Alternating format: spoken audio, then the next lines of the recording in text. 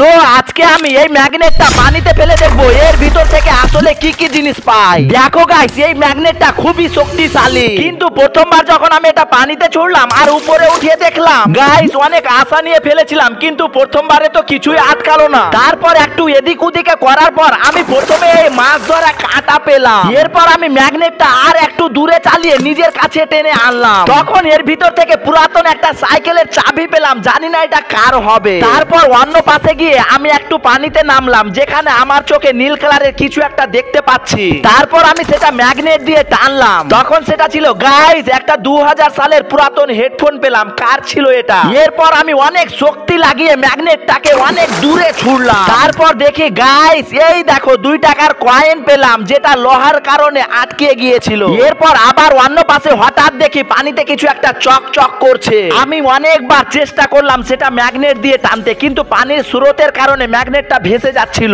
তখন আমার আইডিয়া এলো, দড়িতে পাথর বেঁধে ছুড়ে দিলাম। আর হ্যাঁ, এই আইডিয়াটা প্রথমবারে কাজ করে গেল। তো চলো দেখি শেষ পর্যন্ত কি আটকালো। গাইস, এটা তো একটা ভাঙা ঘড়ি বের হলো। ছি।